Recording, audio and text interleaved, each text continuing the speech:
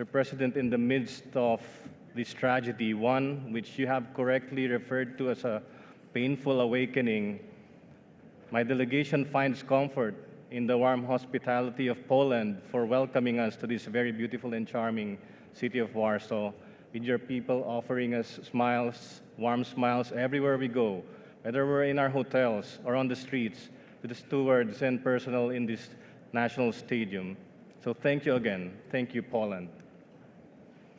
The arrangements that you, together with the Secretariat, have made for this COP is most excellent, and we highly appreciate the tremendous effort that you have put into the preparations for this very important meeting. We also thank you, all friends and colleagues gathered in this hall and from all corners of the world, as you stand beside us in this trying time.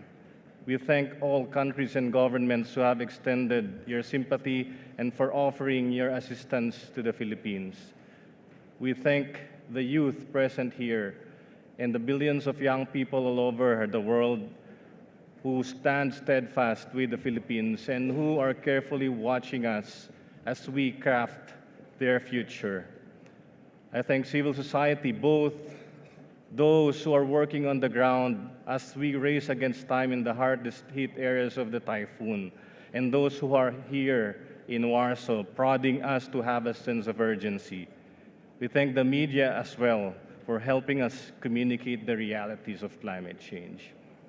We are deeply moved by this manifestation of human solidarity, and we likewise stand in solidarity with all countries that face and confront the adverse impacts of climate change. This outpouring of support proves that as a human race, we can unite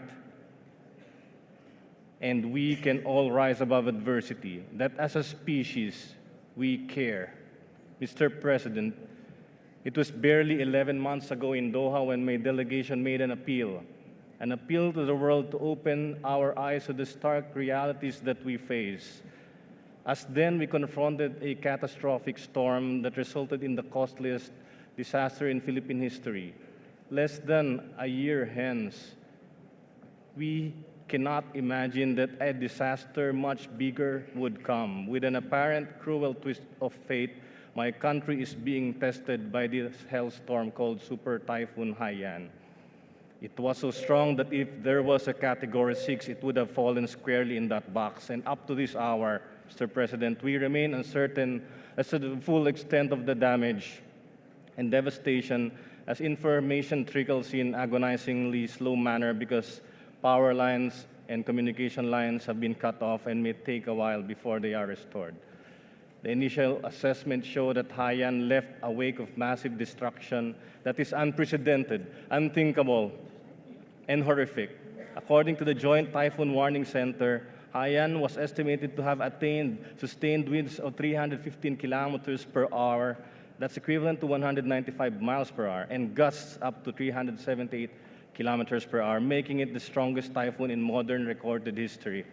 And despite the massive efforts that my country had exerted in preparing for the onset of this storm, it was just a force too powerful, and even as a nation familiar with storms, Haiyan was nothing we have ever experienced before. Mr. President, the picture in the aftermath is ever slowly coming into clearer focus. The devastation is colossal. And as if this is not enough, another storm is brewing again in the warm waters of the Western Pacific. I shudder at the thought of another typhoon hitting the same places where people have not yet even managed to begin standing up. To anyone outside who continues to deny and ignore the reality that is climate change, I dare them to get off their ivory towers and away from the comfort of their armchairs. I dare them to go to the islands of the Pacific, the Caribbean, the Indian Ocean, and see the impacts of rising sea levels, to the mountainous regions of the Himalayas and the Andes, to see communities confronting glacial floods, to the Arctic, where communities grapple with the fast-dwindling sea ice sheets, the large deltas of the Mekong, the Ganges, the Amazon, the Nile, where lives and livelihoods are drowned, to the hills of Central America that confront similar monstrous hurricanes, to the vast savannas of Africa where climate change has likewise become a matter of life and death as food and water become scarce. Not to forget the monster storms in the Gulf of Mexico and the eastern seaboard of North America, as well as the fires that have raged down under. And if that is not enough, they may want to see what has happened to the Philippines now. Mr. President, I need not elaborate on the science, as Dr. Pachauri has done that already for us. But it tells us simply that climate change will mean increased potential for more intense tropical storms. And this will have profound implications on many of our communities, especially those who struggle against the twin challenges of the development crisis and the climate crisis. And typhoons such as Haiyan and its impacts represent a sobering reminder to the international community that we cannot afford to delay climate action. Warsaw must deliver on enhancing ambition and should muster the political will to address climate change and build that important bridge towards Peru and Paris. It might be said that it must be poetic justice that the Typhoon Haiyan was so big that its diameter spanned the distance between Warsaw and Paris. Mr. President, in Doha, we asked, if not us, then who? If not now, then when? If not here, then where? But here, in Warsaw, we may very well ask these same forthright questions. What my country is going through as a result of this extreme climate event is madness. The climate crisis is madness. Mr. President, we can stop this madness right here in Warsaw. It is the 19th COP, but we might as well stop counting because my country refuses to accept that a COP30 or a COP40 will be needed to solve climate change. And because it seems that despite the significant gains we have had since the UNFCCC was born, 20 years hence, we continue to fall short in fulfilling the ultimate objective of the convention. Now we find ourselves in a situation where we have to ask ourselves, can we ever attain the ultimate objective of the convention, which is to prevent dangerous anthropogenic interference with the climate system? By failing to meet the objective of the convention, we may have ratified our own doom. And if we have failed to meet the objective of the convention, we have to confront the issue of loss and damage. Loss and damage is a reality today across the world. And developed country emissions reductions targets are dangerously low and must be raised immediately, but even if these were in line with the demand of reducing 40 to 50% below 1990 levels, we will still have locked in climate change, and we still would need to address the issue of loss and damage. Mr. President, I beg your indulgence as I continue this statement. We find ourselves at a critical juncture, and the situation is that even the most ambitious emissions reductions by developed countries who should have been taking the lead in the last 2 decades will not be enough to avert the climate crisis. It is now too late to talk about the world being able to rely on Annex I countries to solve the climate crisis. We have entered a new era that demands global solidarity in order to fight climate change and ensure that the pursuit of sustainable human development remains at the fore of the global community's efforts. This is why the means of implementation for developing countries becomes ever so crucial. We cannot sit and stay helpless staring at this international climate stalemate. It is now time to raise ambition and take action. We need an emergency climate pathway. Mr. President, I speak for my delegation, but I speak for the countless people who will no longer be able to speak for themselves after perishing from the storm. I speak also for those who have been orphaned by the storm. I speak for those the people now raising its time to save survivors and alleviate the suffering of the people affected. We can take drastic action now to ensure that we prevent a future where super typhoons become a way of life. Because we refuse as a nation to accept a future where super typhoons like Haiyan become a way of life. We refuse to accept that running away from storms, evacuating our families, suffering the devastation and misery, counting our dead become a way of life. We simply refuse to. Mr. President, even in the context of the obvious imperative for adaptation, my country does not come with empty hands. The Philippines had enacted a renewable energy law, which mandates the establishment of feed-in tariffs for renewable energy, with the aspiration of doubling our renewable energy capacity by 2020 and tripling it by the year 2030, pursuant to our National Renewable Energy Program. Now, as has become very clear, the Philippines grapples with serious challenges in the face of climate impacts. It may be unreasonable to ask the ordinary Filipino to bear the burden of increased power rates because of feed-in tariffs until renewables reach grid parity.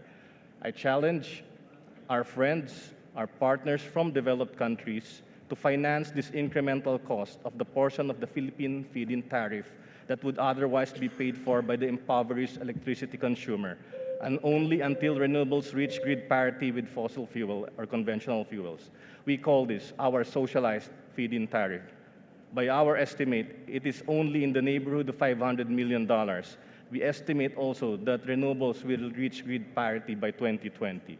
If developed countries would finance this cost, we can triple our renewable energy capacity by 2030. If developed countries will gladly come forward to provide the resources for this, we will be ready to inscribe this as our nationally appropriate mitigation action. Because we believe in renewables, we believe in sustainable development, and because we believe that solving climate change is our moral duty. This moral duty is applicable to all parties. Now, Mr. President, if you will allow me, I wish to speak on a more personal note. Super Typhoon Haiyan, perhaps unknown to many here, made landfall in my own family's hometown. And the devastation is staggering. I struggle to find words even for the images that we see on the news coverage. And I struggle to find words to describe how I feel about the losses. Up to this hour, I agonize, waiting for word to the fate of my very own relatives. What gives me renewed strength and great relief is that my own brother has communicated to us and he had survived the onslaught. In the last 2 days, he has been gathering bodies of the dead with his own 2 hands.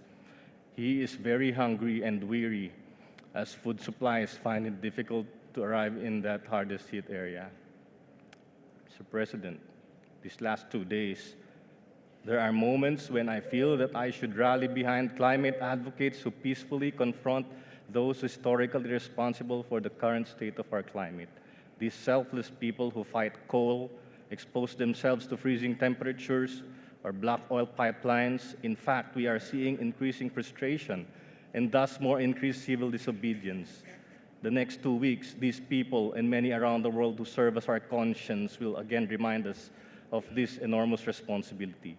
To the youth here who constantly remind us that their future is in peril, to the climate heroes who risk their lives, reputation, personal liberties to stop drilling in polar regions, and to those communities standing up to unsustainable and climate-disrupting sources of energy, we stand with them. We cannot solve problems at the same level of awareness that created them, as Dr. Pachari alluded to Einstein earlier. We cannot solve climate change when we seek to spew more emissions. Mr. President, and I express this with all sincerity, in solidarity with my countrymen who are struggling to find food back home, and with my brother who has not had food for the last 3 days. With all due respect, Mr. President, and I mean no disrespect for your kind hospitality, I will now commence a voluntary fasting for the climate. This means I will voluntarily refrain from eating food during this COP until a meaningful outcome is in sight, until concrete pledges have been made to ensure mobilization of resources for the Green Climate Fund. We cannot afford a 4th COP with an empty GCF, until the promise of the operationalization of a loss and damage mechanism has been fulfilled, until there is assurance on finance for adaptation, until we see real ambition on climate action in accordance with the principles we have so upheld. Mr. President, This process under the UNFCCC has been called many, many names. It has been called a farce. It has been called an annual carbon-intensive gathering of useless frequent flyers. It has been called many names, and this hurts. But we can prove them wrong. The UNFCCC can also be called the project to save the planet. It has also been called Saving Tomorrow Today a couple of years ago. And today we say, I care. We can fix this. We can stop this madness right now, right here, in the middle of this football field, and stop moving the goalposts. Mr. President, Your Excellency, Honorable Minister, my delegation calls on you most respectfully to lead us and let Poland and Warsaw be remembered forever as the place where we truly cared to stop this madness. If this is our imperative here in Warsaw, you can rely on my delegation. Now, can humanity rise to this occasion? Mr. President, I still believe we can. Thank you, Mr. President. Thank you.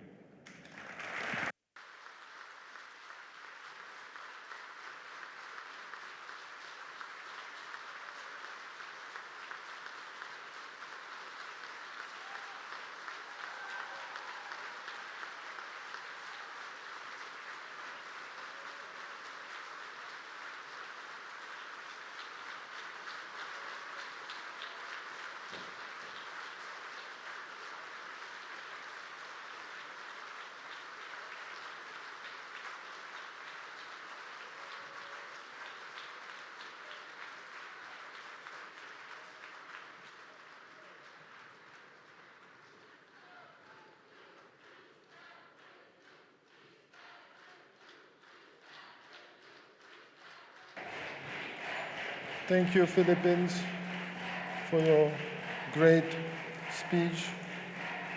I will invite now Nauru to make a statement. Thank you.